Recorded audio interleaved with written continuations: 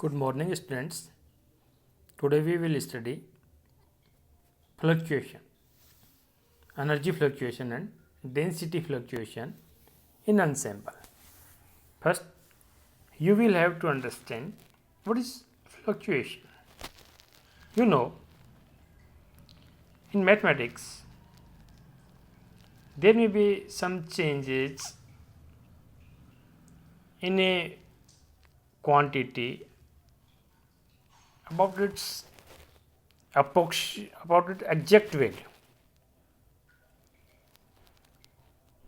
or we can say deviation in a physical quantity from its mean value. Standard deviation के बारे में आपने पढ़ा होगा। विचलन जो अपन कहें कि मध्य मान से या मध्य मान के इर्द गिर्द जो चेंज होता है, जिसको अपन विचलन कहते हैं, वो एक प्रकार से फ्लक्चुएशन है। कैनोनिकल एंसेंबल में आपको मालूम है कि कैनोनिकल एंसेंबल में टी वी एन कॉन्स्टेंट रहता है। टी वी एन, एन यहाँ पे नंबर ऑफ पार्टिकल रिप्रेजेंट करता है, आप सभी जानते हैं।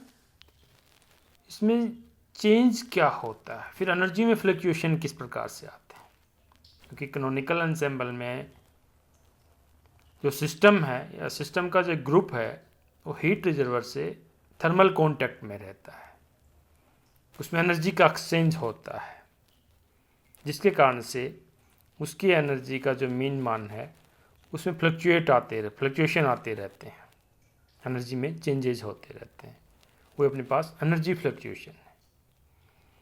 उसी प्रकार से ग्रांड कैनोनिकल एंसेंबल में टी वी म्यू कांस्टेंट रहता है। टी वी म्यू कांस्टेंट रहता है। म्यू यहाँ पे केमिकल पोटेंशियल है। जब ये कांस्टेंट रहता है तो इसमें चेंज क्या होता है, क्योंकि ग्रांड कैनोनिकल एंसेंबल एक ओपन सिस्टम रहता है जिसमें पार्टिकल का एक्सचेंज हो सकता है। पार्टिकल का एक्सचेंज होना है कि पार्टिकल का जो मीन मान है उसमें चेंजेज आना, जिसको डेंसिटी फ्लक्चुएशन अपन कहते हैं। डेंसिटी नंबर ऑफ पार्टिकल से रिप्रेजेंट करते हैं।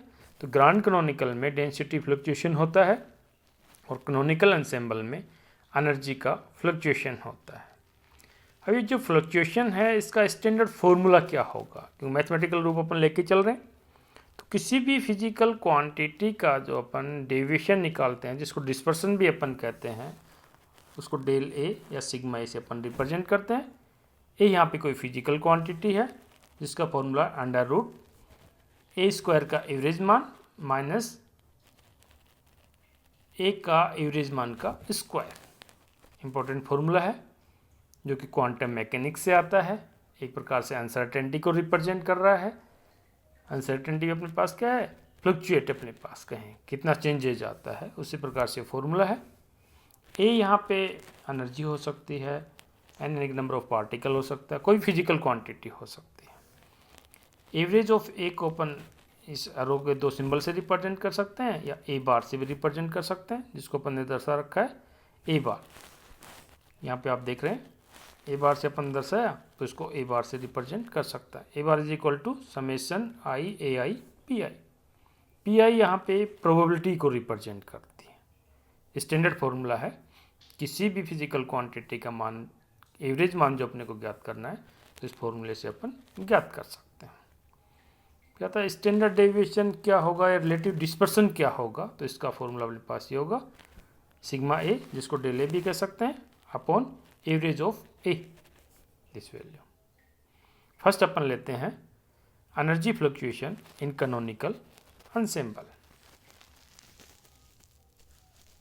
ओके, एनर्जी फ्लक्चुएशन का फॉर्मूला क्या होगा, जो स्टैंडर्ड अपन ने बताया समीकरण 1 से अपन देते हैं डेल ई या sigma E is equal to this value. अब average E, this is average E, this value जो रिप्रेजेंट करती है ऊर्जा का मध्य मान को रिप्रेजेंट करती है। ई को कई जगह यू से भी रिप्रेजेंट कर सकते हैं या करते हैं, देखा होगा। इसका एवरेज मान जो पिछला फॉर्मूला में बताया ई आई डॉट पी आई का समेशन से देते हैं। पी आई वहाँ पे प्रोबेबिलिटी रहती है, जहाँ पे पी आई जैसे मैंने यहाँ पे रिप्रेजेंट किया पी आई, और यहाँ पे पी आई अपने पास। पी आई का जो फॉर्मूला है वो है ई की power minus E I upon के टी अपॉन समेशन ई की power minus E I upon के टी। तो एवरेज ऑफ ई अपन जो ज्ञात करते हैं समीकरण 2 से देते हैं। अब अपन ई स्क्वायर का एवरेज मान ज्ञात करें, तो ई स्क्वायर का एवरेज मान क्या होगा, E square multiple of probability function P I summation of E I. Probability of P I अपने पास क्या होते हैं, ई की power minus beta E I upon summation E की power minus beta E I multiple of E I square. ये probability function ensemble पर depend करता है कि कौन सा अनसेम्बल अपन लेके चल रहे हैं। यहाँ पे कैनोनिकल अनसेम्बल अपन ले रहे हैं, उसमें प्रोबेबिलिटी फंक्शन अपने पास क्या होता है, ई की power minus beta E I upon summation E की पावर माइनस बीटा ई आई, जो कि समीकरण 3 से अपन ई स्क्वायर का एवरेज मान ज्ञात किया। अब समीकरण 2 एवं 3 से मान 1 में रखने पर, 1 में अपन रखेंगे तो आप देख रहे हो कि अपने पास क्या आया, del E square. Del E से रिप्रेजेंट कर दो या सिग्मा ई से रिप्रेजेंट कर दो, इसका अंडर रूट हटाएंगे स्क्वायर आ गया, ये मान अपन रखे, समीकरण 4 प्राप्त हो गया। अब चूंकि समेशन ई का मान एवरेज ऑफ ई का मान समीकरण 2 से अपन ने लिख दिया, वज्र गुणन किया, वज्र गुणन करने के बाद अपने पास ये वैल्यू आई। इसके बाद इसका टी के रेस्पेक्ट में अवकलन करने पर, टी के रेस्पेक्ट में जब अपन अवकलन कर रहे हैं, इसमें अपन v और n को कांस्टेंट माने, टेम्परेचर कहें कि वेरिएबल अगर अपने पास है, जब इसका अपन डिफ्रेंशिएशन कर रहे हैं तो अपने पास ये वैल्यू आएगी। इसको सिंप्लीफिकेशन जब अपन करें, थोड़ी सी मैथमेटिकल कैलकुलेशन है, आप करके देखना। इसका डिफ्रेंशिएशन करने के बाद जब अपन सिंप्लीफिकेशन करते हैं तो अपने को ये प्राप्त होता है k T square del upon del T average of E is equal to this value E dot E. ये फंक्शन आएगा जब अपन डिफ्रेंशिएशन करेंगे तो यहाँ पे एवरेज ऑफ ई यानी कि समीकरण 2 का मान आएगा, एवरेज ऑफ ई स्क्वायर यानी कि समीकरण 3 का मान आएगा। जब इसका अपन डिफ्रेंशिएशन टी के रेस्पेक्ट में करेंगे और सिंप्लीफाइड जब अपन करेंगे तो ये मान अपने को प्राप्त होगा। या इसको अपन इस प्रकार से लिख सकते हैं कि डेल ई स्क्वायर, क्योंकि ये जो मान है राइट हैंड साइड की जो वैल्यू है वो किसके मान के बराबर है, डेल ई स्क्वायर के। तो del E square is equal to K T square del upon del T average of E. Average of E को कई बार ई बार से भी रिप्रेजेंट करते हैं, कई जगह आपको मिलेगा। फॉर मोनोटोमिक गैस, एक परमाणु गैसेस के लिए एवरेज ऑफ ई का मान जो अपने पास होता है ई बार, या जो एरो का सिंबल से अपन रिप्रेजेंट करते हैं 3/2 एन के टी, एन यहाँ पे नंबर ऑफ पार्टिकल है। जब इसका मान यहाँ पे अपन रखेंगे ई में और डेल अपॉन डेल टी अपन करेंगे तो प्राप्त होगा अपने को 3/2 एन के डॉट के टी स्क्वायर, जिससे अपने को प्राप्त हुआ मान जो अपने पास आ रहा है अंडर रूट 3/2 एन के टी इज इक्वल टू इसका अपने पास वैल्यू ये प्राप्त हुई दिस वैल्यू। जब इसका अपन स्क्वायर लेंगे तो del is equal to under root 3/2 N dot k T. आगे अपन देखें तो स्टैंडर्ड डेविएशन अपने पास क्या होगा, रिलेटिव डिस्पर्सन अपने पास क्या होगा, वो फॉर्मूला आप पहले बताया del E square upon under root E square. ये वैल्यू रखने पर, इनका मान रखने पर उपरोक्त समीकरण से, एक तो जस्ट अपने पास अभी आया था ई का एवरेज मान मोनोटोमिक गैस के 3/2 एन के टी, इसका स्क्वायर डेल ई स्क्वायर का मान जो अभी अपन ने निकाला दिस वैल्यू ये यहाँ पे पुट किया। पुट करने के बाद ये 2/3 एन अपने पास आया। या इसको अपन लिखें कि standard deviation is proportional to 1/√n। Standard deviation का मान या अपन के एनर्जी फ्लक्चुएशन का मान नंबर ऑफ पार्टिकल के स्क्वायर रूट के रिवर्स के रूप में प्रोपोर्शनल होता है। कई बार एग्जामिनेशन में ये सिद्ध कराते हैं, सिद्ध करो कि एनर्जी फ्लक्चुएशन में या energy fluctuation is directly inversely proportional to 1/√n। अब चूँकि n तो नंबर ऑफ पार्टिकल्स हैं बहुत ज़्यादा रहते हैं, अपन माने 10⁻20 ऑर्डर के, तो इसका मान स्मॉल आता है, अर्थात एनर्जी में फ्लक्चुएशन कम होते हैं।